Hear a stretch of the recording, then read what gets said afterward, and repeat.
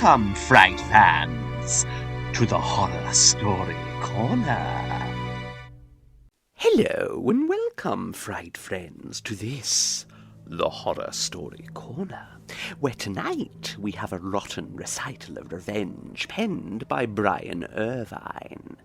It concerns a double-crossed thug by the name of Felix the Leech, who wishes for no more than death to the one who wronged him. He should be careful, however, for a violent death may leave an imprint that could, once spotted, from the corners of Felix's eyes, drive him here to us in the Horror Story Corner. I hope you enjoy The Crooked Smile. Of course, a man whose smile is all one-sided has no more right to return to Earth after death to pester people than has the man whose smile is straight. But, well, 8 hours after his release from the penitentiary, Felix McGroin, better known in crookdom as Felix the Leech, flitted from tree to tree along Foothill Drive. Darkness was coming on. In Felix's pocket was a revolver. In his heart was murder. The prison from which he had recently been released was several hundred miles behind him. The home of his intended victim, one Crooked Smile Harry, was less than a mile ahead. There were a number of reasons why Felix had definitely decided that death should forever erase the crooked smile from the face of Crooked Smile Harry. My, how Felix hated that smile, and the wearer thereof. That crooked smile had been a large factor in the causes that led to Felix's 4 years in prison. It was that crooked smile that brought about the estrangement of Felix the Leech and Della Del Mare, the latter being a beautiful and accomplished lady crook. Incidentally, Della had married Crooked Smile Harry shortly after Felix landed in the big penitentiary for a 10-year stretch. 6 years of this sentence had been deducted because Felix had turned out to be a very proficient stool pigeon for the prison's screws. As Felix hurried along in the gathering darkness, his warped mind, as it had done many times during his stay in prison, reviewed again the years preceding his donning of the prison grey. And always the crooked smile of his one-time pal stood out prominently in these thoughts of the past. It had been that smile that lured Felix the Leech from his lone wolf activities into a partnership with Crooked Smile Harry. That cursed smile seemed to draw people to Harry as a magnet draws needles. Funny thing about that smile, nothing pretty about it. It was all one-sided, the left side of Harry's face remaining passive, expressionless, while the right side broke into a smile that seemed to hypnotize people. Well, it had been the undoing of Felix the Leech. Felix and Della Del Mare were engaged to marry, and all was going well until along came Harry in his crooked smile. Della fell hard for it. It had been a simple matter for Harry, very influential in the city, to double-cross Felix and have him railroaded to prison. So, Felix had served his time, carefully made plans for the violent death of Crooked Smile Harry, and, now since he was free and Harry was not aware of that fact, the score could be settled. So thought Felix. Felix had not once considered the probability of the failure of death alone to take the crooked smile away forever. The night wind brought a cold, drizzling rain. Felix turned up the collar of his cheap discharge coat and hurried on. Some crook friends had told him just where the quiet country home of the now wealthy and retired Crooked Smile Harry could be found. A half-mile beyond the high concrete bridge over the river, they had said. First house on the tableland beyond the bridge. No other houses within 2 miles of the place. Felix came to the bridge. The swirling river far below broke with a sudden roar against the huge boulders that lay in its bed. Felix after one hasty look into the black depths, drew back to the centre of the bridge and hurried on. He shuddered. He had always hated water. On the concrete approach to the bridge was a sharp curve around a small hill. From there the paved road led steadily upward to the tableland on which Crooked Smile Harry had built his home. 15 minutes of steady climbing brought the Leech to within sight of the house, a snug modern bungalow sitting back in a grove of gnarled old oaks. Between the swaying branches of the trees, Felix could see the lights shining through the windows. Several hundred yards from the house, the ex-convict left the road and, furtively circling a small rise in the grounds, entered the grove of oaks.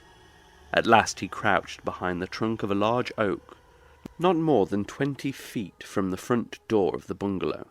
On the driveway, near the front door, stood a new, bright yellow sedan of expensive make. Felix cursed softly as his eyes took in the lines of the beautiful car. Harry's car, no doubt. The car in which Crooked Smile Harry and the woman who was to have married Felix the Leech rode about for pleasure. Felix's hand stole back to his hip pocket and brought forth the revolver. "Very soon, Harry," he snarled, "you'll ride in a hearse." Voices from within the house reached his ears, the voices of a man and a woman. Now the woman laughed. Felix instantly recognized that laugh. Della. The front door suddenly opened. Harry and his wife emerged from the house laughing and talking. They paused on the small porch while Harry drew on a pair of gloves and buttoned his raincoat. Felix, hidden behind the branches of the tree, raised the gun and trained it on the man's breast. His finger tightened on the trigger. 1 second more, and the score would be settled. But in that second, Della, all unconscious of the menacing gun, stepped between her husband and Felix. The finger on the trigger relaxed. Then it tightened on the trigger again. Why not kill both of them? They were both traitors, cheats. The thought hurt, but he could not pull the trigger. 4 years of carefully nourished hate had not killed his love for the woman. No, he could not harm Della. He would wait until she stepped out of the line of fire. "And don't forget, Harry," the woman was saying, "you promised to be back home not later than 9:30. "And I never break a promise, Della," Harry replied. Felix could see the crooked smile on the man's face. "I sometimes worry, Harry," Della complained. "You have enemies, you know." "Plenty of them," Harry laughed. "But the only real dangerous enemy, Felix the Leech, is still in stir, and will perhaps be in stir several years yet. When his term expires, well, he'll simply disappear some dark night. I'll see to that, so don't worry," patting her shoulder reassuringly.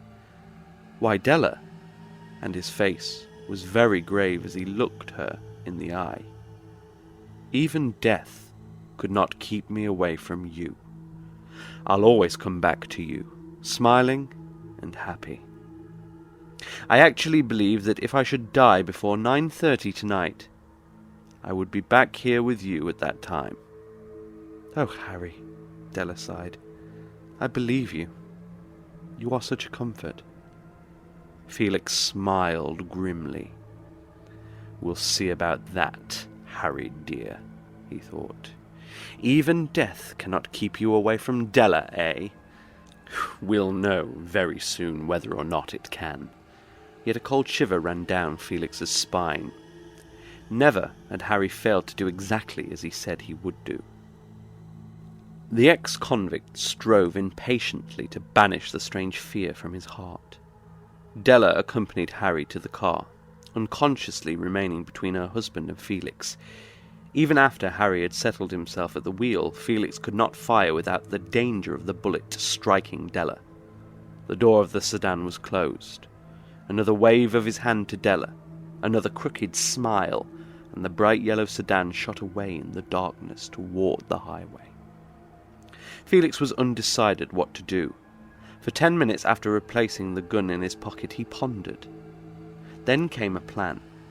He would return to the bridge and, at the sharp turn on the approach, wait for the return of the sedan.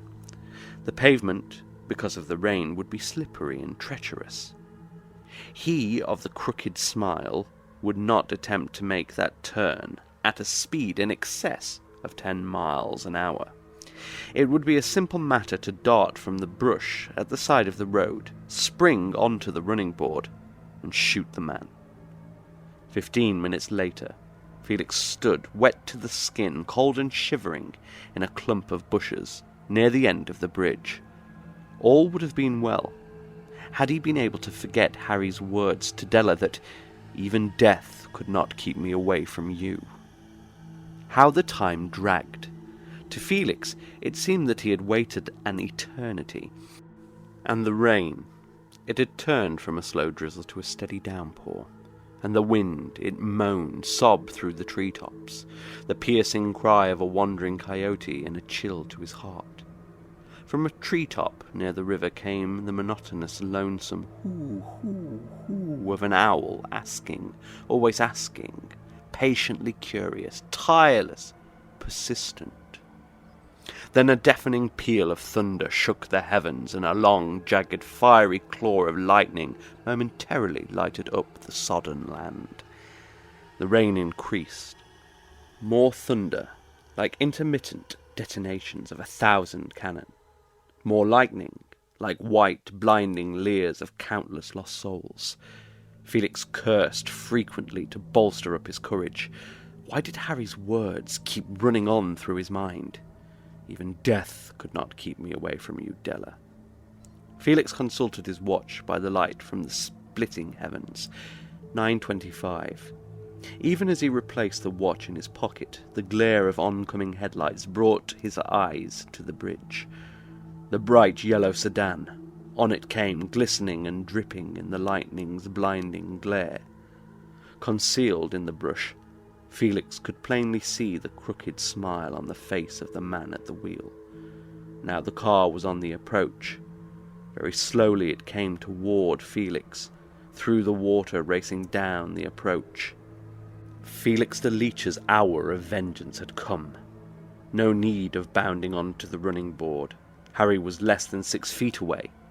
The ex-convict took careful aim and fired. The report of the revolver was swallowed in a mighty peal of thunder. For one brief instant, the crooked smile vanished from the face of the man at the wheel. And then it returned, even as the mortally wounded crooked smile Harry placed a hand over his heart. The car came to a stop. Harry slumped forward, his head resting on the steering wheel, arms dropping lifeless at his sides. The sedan began to slide slowly backward. The murderer bounded onto the running board and flung the door open. 4 more bullets went into the lifeless and bleeding thing at the wheel. Quickly, the ex-convict threw on the emergency brakes and switched off the lights. A moment later, he staggered under the weight of the limp body on his shoulder. Halfway across the bridge he carried it. Then, after resting it a moment on the rail to catch his breath, he pushed it over.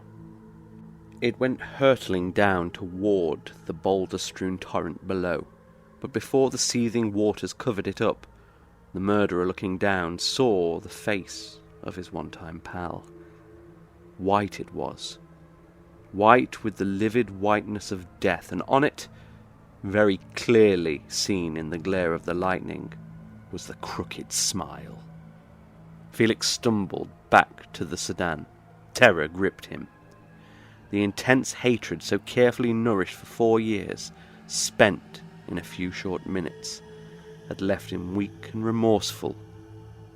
Gasping and struggling with the steering wheel, he finally succeeded in turning the car around and headed it across the bridge. The powerful motor roared and the heavy car lurched away in the darkness.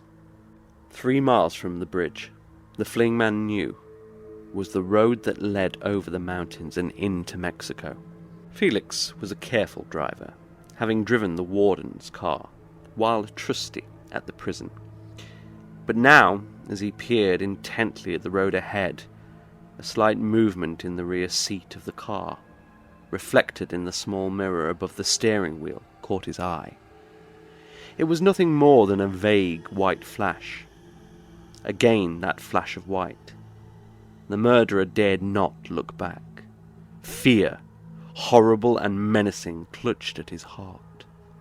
Then came a broad sheet of white lightning, and the Leech's eyes sought the small mirror and remained fixed there, and a scream of mortal terror rent the night air. For it was Harry, back there in the rear seat, and on his face was the crooked smile. The little mirror did not lie. A deafening clap of thunder, the roar of the car's exhaust, and another broad white path of lightning. Another scream from Felix the Leech. Then a crash, the splintering of wood, rending of steel and sheet metal, the shattering of glass.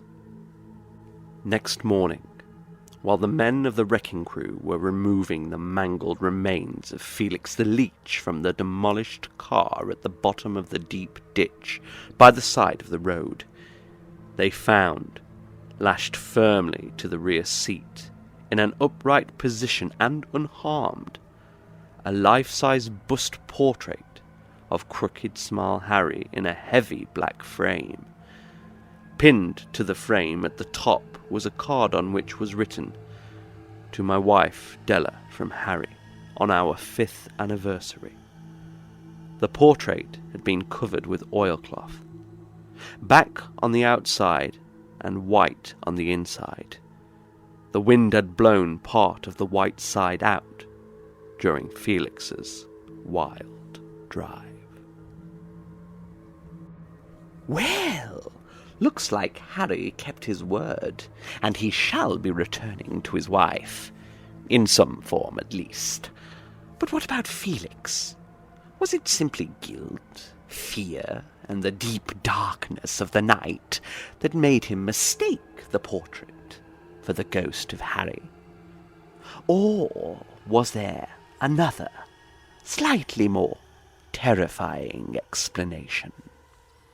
Only Felix knows for sure, and unfortunately he's currently a little tied up, down in the depths of the Horror Story Corner. I hope you enjoyed tonight's terror tale.